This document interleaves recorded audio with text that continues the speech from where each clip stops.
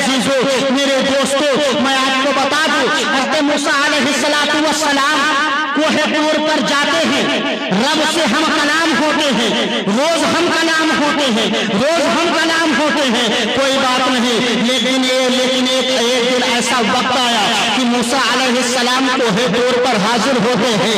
रब तबारक व तआला फरमाता है, ऐ मूसा होश में रहकर के बात करना। मूसा अलैहिस्सलाम ने कहा कि मौला, इतने दिन तो तूने मुझे खबरदार नहीं दिया था, इतने दिन तो नहीं कहा था कि मूसा होश में रह करके बात करना। आखिर आज मामला क्या है, आज बाजरा क्या है, आज क्यों कह रहा है मूसा होश में रह करके बात करना? तो रब तबारक व तआला मूसा कलीमुल्लाह से इरशाद फरमाता है, ये मूसा, तुम्हें मालूम नहीं है, तुम्हें पता नहीं है कि इतने दिन जब तुम घर से निकलते थे तो तुम्हारी माँ आंचल उठा करके दुआ करती थी, ऐ रब्बे कबीर, मेरे बेटे मूसा की जबान में थोड़ी तेजी है, अगर कुछ ज्यादा बोल जाए तो मेरे बेटे के गलतियों को माफ कर देना। मूसा, जब तुम निकलते थे घर से तो तुम्हारी माँ मुसल्ला बिछा देती थी, दुआ करती थी। आज तुम्हारी माँ तुम्हारे आने के बाद दुआ करने वाली न रही। आज होश संभाल करके बात करना। मैं पैगाम देना चाहता हूँ महाराजपुर के कई मुसलमानों को, जब अल्लाह की दुआ से रब तबारक व तआला मूसा का जलाल माफ कर सकता है तो तुम कितने भी बड़े गुनहगार हो, अगर मैं तुम्हारी बख्शिश की दुआ कर देगी तो अल्लाह ताला तुम्हारे गुनाहों को माफ फरमा देगा। नारे तकबीर, नारे रिसालत, मसलके आला हज़रत और सिराज आलम साहब किबला, नारे तकबीर। आज हमारा मामला क्या है कि माँ बाप तीनों में रह रहे हैं, बेटा कूलर और एसी की हवा खा रहा है, माँ बाप को बाहर झोपड़ी में डाल दिया है और बेटा है कि अपना एसी के रूम में रह रहा है, बेटा है कि एसी के रूम में रह रहा है। अरे बाप ने तीन बेटे थे, तीनों के लिए अलग अलग मकान बना करके दिया है। मेरे छोटे बेटे का है, ये मेरे मंझले बेटे का है, ये मेरे बड़े बेटे का है। अगर बाप ने तीनों बेटों को अलग अलग जो है कमरा बना करके दिया है, अलग अलग रहने के लिए रूम बना करके दिया है, तेरे रहने के लिए इंटरनेशनल बाप ने इंतजाम किया है, तो तुम तीनों भाई मिल करके अपने बाप के लिए इंटरनेशनल इंतजाम कर सकते हो। लेकिन उस बेटा को ये नहीं मालूम है, वो जब जो है बीवी घर पे आ गई तो बीवी ने जो कहा वो सुना, बीवी ने जो भरा कान वो सुना। वो टाइम बीवी है कि दिन भर शौहर मजदूरी करता रहता है और शाम को जब शौहर घर आता है तो अपने शौहर को माँ बाप के खिलाफ भड़काते हैं, माँ बाप के खिलाफ जो है तरह तरह की जो है नफरतें कानों में भरती रहती है और उस भाई के लिए नफरतें भरती रहती है जिस भाई को माँ ने एक पेट से जन्म दिया है। भाई के लिए जो है दुश्मन बना रही है। अब बताइए, थका हारा बेचारा शौहर जब शाम को घर पहुंचेगा, तरह तरह की बातें सुनेगा, उसके दिमाग में जो है ऐसे वैसे ख्यालात आएंगे। अगर गुस्से में आकर के उसने माँ को गालियां देगी, अगर गुस्से में आकर के उसने माँ को चार बातें कहेगी, कसम खुदा की अगर माँ उसके बदून जुमलों से नाराज हो गई तो उस औरत ने जानते हो क्या कहा, अपने लिए तो जहन्नम का दरवाजा खोल दिया और उस बेटे के लिए भी जहन्नम का दरवाजा खोल दिया, उस बेटे के लिए भी जहन्नम का दरवाजा खोल दिया। ऐ मेरे दोस्तों, अब मैं आपको बताना चाहता हूँ, अगर कोई मेरी बहन ऐसी है तो आप ये मसला शरीयत का सुन लीजिए। औरत की जन्नत शौहर की खिदमत पर है और शौहर की खिदमत उसके माँ बाप की खिदमत पर है।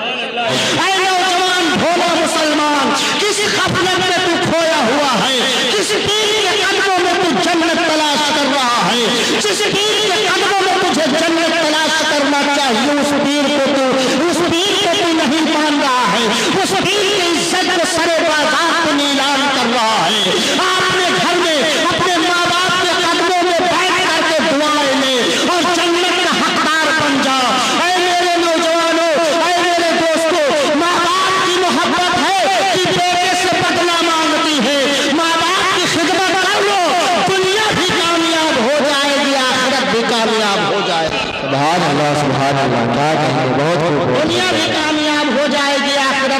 कामयाब हो जाएगी। ऐ मेरे दोस्तों, ऐ मेरे अजीजों, तुम क्या चाहते हो? आज जानते हो, हाफिज वसीम साहब से पूछ लीजिए, ये मौलाना मुर्शिद रजा ना, मौलाना मुर्शिद रजा वाहिदी साहब से पूछ लीजिए कि इनके हाथों की लकीरें नजर आ रही हैं मियां, इनके हाथों की लकीरें नजर आ रहे हैं, लेकिन 50-60 साल का इनका बूढ़ा बाप होगा। जाओ इनके बाप के हाथों की लकीरें पूछो कि मियां क्यों बिगड़ गई आपके हाथों की लकीरें, क्यों जो है घिस गई आपके हाथों की लकीरें। तो बूढ़ा बाप रो रो करके कहेगा कि बेटा इसमें बहुत सारी हिकायतें हैं, कौन कौन सी हिकायतें मैं आपको सुनाऊं। आप सुनना चाहते हो तो एक हिकायत ये जान लो कि मैंने अपने बेटे की तकदीर संवारते संवारते ये न जान पाया कि कब मेरे हाथों की लकीरें मिट गई। मैंने अपने हाथ बेटे की तकदीर लिखते लिखते अपने हाथों की लकीरें मिटा दी, लेकिन आज बेटा है कि मेरी इज्जत का कोई परवाह नहीं करता है, मेरी इज्जत की कोई जो है परवाह नहीं करता है, मेरी इज्जत का कोई ख्याल नहीं करता है।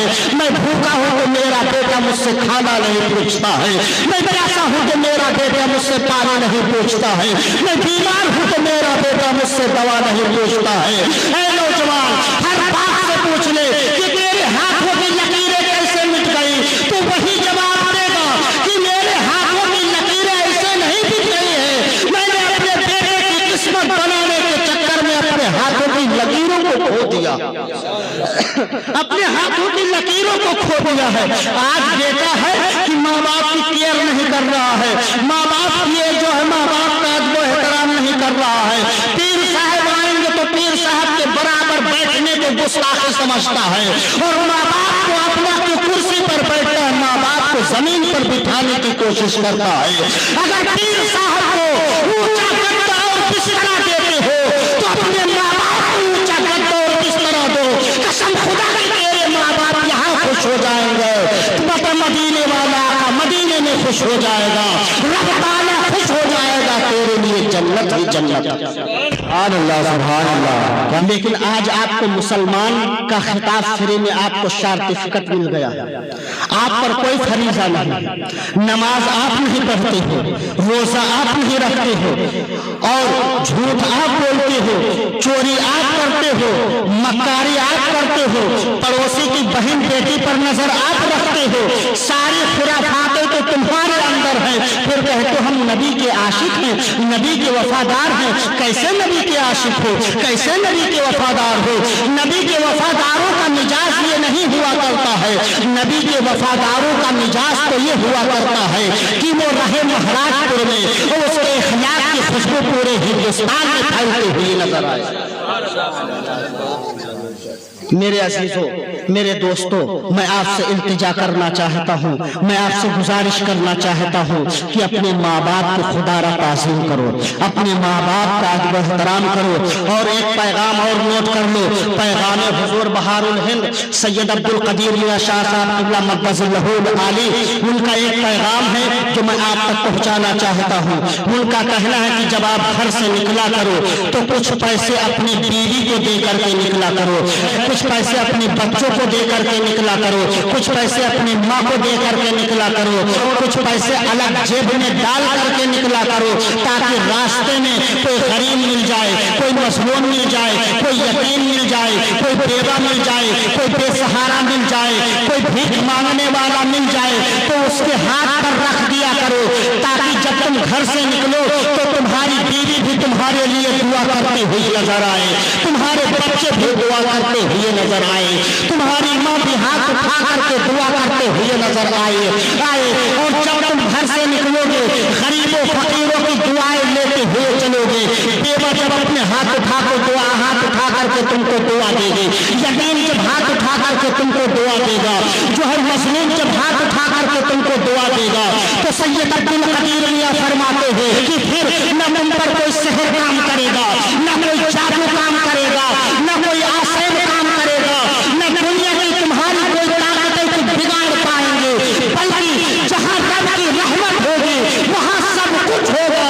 जब सारे लोग दुआएं करेंगे तो तू होगा, खुदा की रहमत होगी, तू होगा खुदा की रहमत। सुभान अल्लाह। माशाल्लाह, बहुत खूब भाई। क्या अगर आज हमारे अंदर मियाँ कोई गलती है तो हम उसको सुधारते भी नहीं हैं। हमने कुछ तरक्की किया है? अगर हमने कोई तरक्की किया हो तो बताओ, कोई एक इंसान बता दे कि हमने तरक्की किया हो तो बताओ। आपने कोई तरक्की नहीं किया। आपके दुकानों ने तरक्की किया है, आपके मकानों ने तरक्की किया है, आपके जो है जमीन जायदाद ने तरक्की किया है। आपका मकान पहले कच्चा था, अब पक्का बन गया है। आपका मकान पहले था जो है खपरे का था, अब जो है बेहतरीन टीन रखी हुई है। आपका मकान पहले टीन का था, अब बढ़िया सीसी स्लेब भी पड़ गया है, लिंटर भी पड़ गया है। आपके मकान ने तरक्की किया कि नहीं किया? आपके मकान ने तरक्की किया। आपकी दुकान पहले ढाबने थी, अब बढ़िया परचून की दुकान हो गई है, अब बढ़िया दुकान हो गई है कि कोई भी सामान खरीदना चाहो आराम से खरीद सकते हो। आपकी दुकान ने तरक्की किया। आप पहले साइकिल से चलते थे, अब मोटरसाइकिल से चल रहे हैं। पहले मोटरसाइकिल से चलते थे तो आप कार से चल रहे हैं। आपने क्या तरक्की किया? आपने कोई तरक्की नहीं किया। आप पहले भी आपको नमाज की नीयत नहीं आती थी, अब भी नमाज की नीयत नहीं आ रही है। पहले भी आपको सना नहीं आता था, अब भी सना नहीं आ रहा है। पहले भी तहियात नहीं था, याद था, अब भी तहियात नहीं याद है। पहले भी आपको दुरूद इब्राहिमी नहीं याद आती थी, अब भी नहीं आ रही है। पहले भी आपको दुआए कुनूत नहीं याद था, अब भी दुआए कुनूत नहीं याद है। 60 साल का बूढ़ा जो है धड़ल्ले से मोबाइल पर उंगली मार सकता है, लेकिन उससे कहो क्या तुम कुरान पढ़ना जानते हो? तो नहीं जानता है। पूछो मोबाइल चलाना कब सीखा? अरे 4 दिन हुए बेटे ने स्क्रीन टच मोबाइल ले दिया था तो हमने चलाना सीख लिया। अरे बेटे ने मोबाइल दे दिया था, तूने चलाना सीख लिया। और अपने बेटे से कहो कि तू कुरान ना करके दे। एक मौलाना 300 रुपया पर ट्यूशन पढ़ाने के लिए गए और मुझे पूरा नमाज का तरीका सिखाए, ताकि कयामत के दिन जब रब तबारक व तआला हमसे पूछेगा कि बंदे तू क्या करके दुनिया से आया है, तो मैं कयामत के दिन अपने रब के सामने पेश हो सकूं और उसको जवाब दे सकूं, मौला बचपने में मैंने कुरान न सीख सका, जवानी में मैंने कुरान न सीख सका, लेकिन बुढ़ापे की उम्र में 60 साल की उम्र में हमने कुरान पढ़ना सीखा। हमको जब नमाज का शौक हुआ, हम नमाज की अहमियत को नहीं समझते थे, लेकिन जब नमाज की अहमियत हमको पता चली तो हमने नमाज पढ़ना 60 साल की उम्र में सीखा। 60 साल की उम्र में 300 रुपया रख करके मौलवी को हमने रखा और कुरान पढ़ना सीखा। कसम खुदा की, रब की रहमत बचल जाएगी और रब ताला तेरी बख्शिश फरमा देगा। रब ताला तेरी बख्शिश फरमा देगा। लेकिन आज 60 साल का बूढ़ा है, धड़ल्ले से मोबाइल चलाता है कि नहीं चलाता है? और उससे पूछो कि क्या तुम्हें कुरान पढ़ना आता है? तो गए मौलाना साहब क्या करें, हमने नहीं पढ़ पाया, कभी कुरान के बारे में सोचा ही नहीं था, मोबाइल के बारे में सोच लिया था। अरे जिन लोगों को हमने कभी मोटरसाइकिल चलाते हुए नहीं देखा है, वो लोग आज कार चला रहे हैं। जिनको कभी साइकिल की तौफीक नहीं होती थी, वो मोटरसाइकिल आज चला रहे हैं। कई ऐसी कार में चल रहे हैं, उनके पास ड्राइवर हैं चलाने के लिए। बताइए आपने क्या किया है यार मेरे भाई? आपसे पूछा जाए कि आपने क्या किया है तो आपको जवाब दे पाओगे? एक थाना जो है चौकी इंचार्ज आ जाए तो पूरा घर इधर उधर, घर में ताला लग जाएगा कि नहीं लग जाएगा? कोई नहीं जवाब दे पाएगा। और रब ताला की जब अदालत खड़ी होगी तो क्या जवाब दोगे? है तो जब वहां कौन सा ताला लगाओगे? वहां किस घर में ताला लगाओगे? कब्र में दरवाजा भी तो नहीं तो ताला लगा दोगे। और मैदान महशर में वहां तो पूरा मैदान होगा, वहां ताला और कहां कुंजी और कहां कमरा कहां रूम, क्या होगा? आज माँ बाप से बिछड़ गए हो मियाँ, माँ बाप को टीनों में रख रहे हो और अपने को गर्मी और एसी कूलर फ्रिज में गुजार रहे हो, और मैदान महशर में मियाँ किस हवा का इंतजाम करोगे? तो वही कहोगे। सरकार आला हजरत इरशाद फरमाते हैं कि काश महशर में जब उनकी आमद हो, जब गर्मी लगेगी, जब प्यास की शिद्दत महसूस होगी तो जो 100 साल पहले आला हजरत बोल गए थे वही मुस्दा आपको कयामत के दिन सुनाई देगा। कहोगे या रसूल अल्लाह अलैहिस्सलाम, काश महशर में जब उनकी आमद हो और भेजे सब उनकी शौकत पे लाखों सलाम। मेरे भाई, मैं आपसे इल्तिजा कर रहा हूँ कि अपने अखलाक को बेहतर बनाइए, अपने किरदार को बेहतर बनाइए, अपने अखलाक को खराब न कीजिए, अपने भाई से मोहब्बत कीजिए।